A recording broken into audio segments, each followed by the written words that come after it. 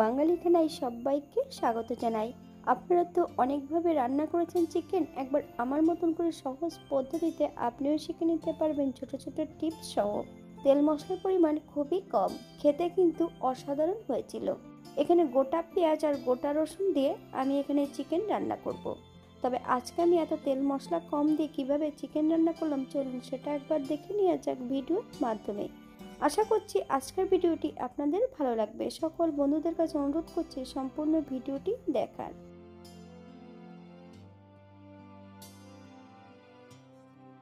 এখানে আমি 600 gram chicken নিয়ে নিয়েছি। চিকেন ধোয়ার পর লবণ, হলুদ, বেশ কিছুটা কাঁচা সর্ষের তেল মাংসের গায়ে বেশ ভালো করে লাগিয়ে রেখেছি।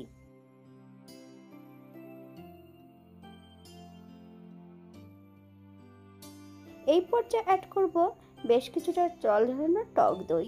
আপনারা যদি পছন্দ করেন তাহলে পরিমাণে বাড়িয়ে দিতে পারেন। মাংসের গায়ে বেশ ভালো করে টক দই লাগিয়ে রেখে দেব 15 থেকে 20 মিনিটের জন্য। আপনাদের হাতে যদি সময় থাকে তাহলে আপনারা বেশি সময় রেখে দিতে পারেন। একটা কড়াইতে বেশ কিছুটা সাদা তেল অ্যাড করব। বেশ কিছুটা গোটা পেঁয়াজ আর বেশ কিছুটা মোটা মোটা রসুনের কোয়া আমি এখানে ভেজে নেব। তবে পেঁয়াজ আর রসুনটা ভাজতে হবে কিন্তু হাই ফ্লেমে। এখানে কিন্তু আমি লবণ অ্যাড করিনি, আপনারা যদি পছন্দ করেন তাহলে অ্যাড করতে পারেন। তবে লবণ অ্যাড করলে কিন্তু পেঁয়াজগুলো সেদ্ধ হয়ে যাবে, পার্ট বাই পার্ট পেঁয়াজগুলো খুলে যাবে। এই পর্যায়ে অ্যাড করব মিডিয়াম সাইজের একটা আলু 4 টুকরো নিয়েছি।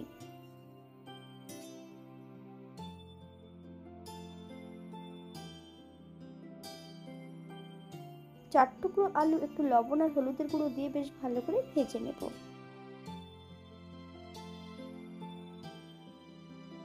আলু ও পেঁয়াজ রসুন গুলো বেশ ভালো করে ভেজে নিয়েছি, আপনারা এর থেকে কম বেশি ভেজে নিতে পারেন।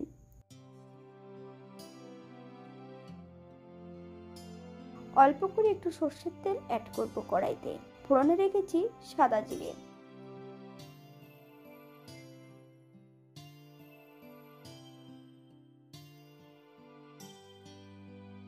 ফোড়ন থেকে সুগন্ধ বেরোলে মিডিয়াম সাইজের একটা রসুনের অর্ধেক বেশ থেতো করে আমি অ্যাড করেছি, অথবা 80% আপনারা বেটে নিতে পারেন।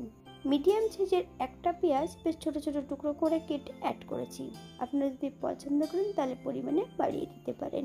পেঁয়াজ ও রসুন থেকে যতক্ষণ কাঁচা গন্ধ বেরোবে ততক্ষণ বেশ ভালো করে ভেজে নেব। এই পর্যায়ে অ্যাড করব 1 চামচ লবণ। আপনার স্বাদ অনুসারে লবণটা অ্যাড করবেন। বাঙালি রান্না ঘরোয়া উপকরণ দিয়ে। আপনাদের যদি রান্নাগুলো পছন্দ হয় তাহলে চ্যানেলটি সাবস্ক্রাইব করে দিয়ে পাশে থাকবেন। পাশে থাকা বেলটি বাজিয়ে দেবেন, নইলে নিত্য নতুন রান্নার নোটিফিকেশন পাবেন না। পেঁয়াজ ভাজার মাঝপথে মিডিয়াম সাইজের একটা টমেটোর অর্ধেকটা টমেটো অ্যাড করব। আপনারা যদি পছন্দ করেন তাহলে পরিমাণে বাড়িয়ে দিতে পারেন। এত সময় কিন্তু আমি লোডশেডিংয়ে রান্না করছিলাম।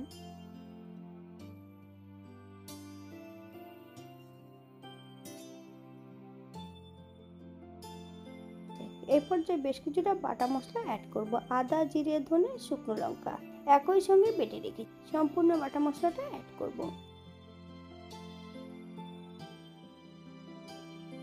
হাফ চামচ কাশ্মীরি লঙ্কার গুঁড়ো, হাফ চামচ হলুদ গুঁড়ো। মশলাটা বেশ ভালো করে ভেজে নিতে হবে।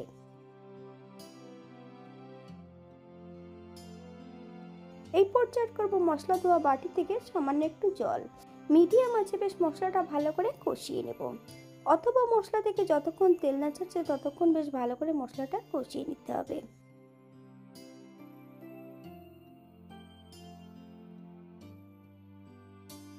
মশলা থেকে তেল ছেড়ে দিয়েছে। এই পর্যায়ে গ্যাসের ফ্লেমটা একদম লোতে রেখে সম্পূর্ণ মাংসগুলো অ্যাড করব। 5 থেকে 7 মিনিটের মতন একদম লো ফ্লেমে রান্না করে নিতে হবে, কারণ মাংসর গায়ে টক দই লাগানো আছে। যদি হাই ফ্লেমে রান্না করা হয় তাহলে কিন্তু টক দইটা কেটে যেতে পারে।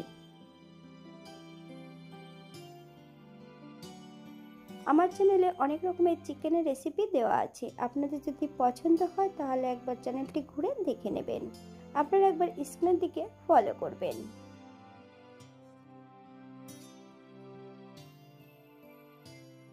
7 থেকে 8 মিনিটের জন্য ঢাকা দিয়ে দেব মিডিয়াম আঁচে। তবে শুধু ঢাকা দিয়ে দিলে হবে না, ঢাকা খুলে কিন্তু মাঝে মাঝে নেড়ে দিতে হবে, নইলে কড়াইর নিচটাতে লেগে যেতে পারে।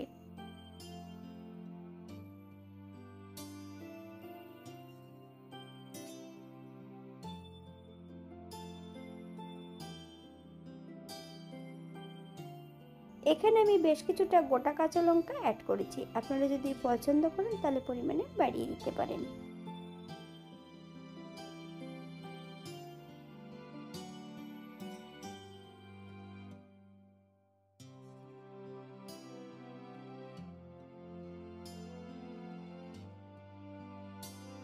যে উপকরণগুলো আমি আগে ভেজে রেখেছিলাম 3 থেকে 4 মিনিট মিডিয়াম আঁচে বেশ ভালো করে কষিয়ে নিতে হবে।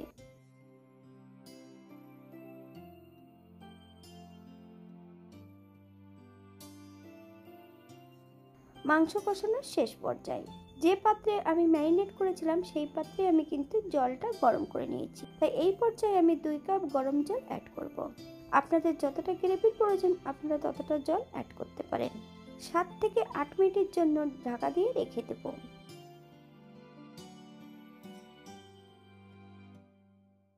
8 মিনিট পর হাই ফ্লেমে বেশ কিছু সময় রান্না করে নিতে হবে। আপনারা যদি চিনি পছন্দ করেন তাহলে অ্যাড করতে পারেন। এই পর্যায়ে অ্যাড করব 1 চামচ গরম মশলা বাটা। আপনারা গুঁড়ো মশলাটা দিয়েও এটা রান্না করতে পারেন। আপনারা যদি এখানে ধনেপাতা কুচি পছন্দ করেন তাহলে অ্যাড করতে পারেন।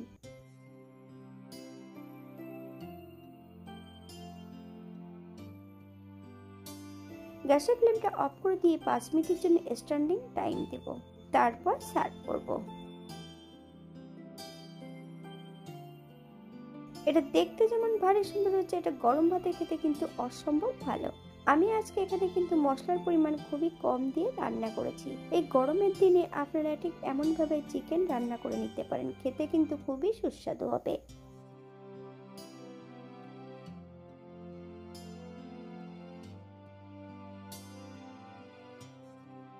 আজকের ভিডিওটি এই পর্যন্ত। সবাই সুস্থ থাকবেন, ভালো থাকবেন।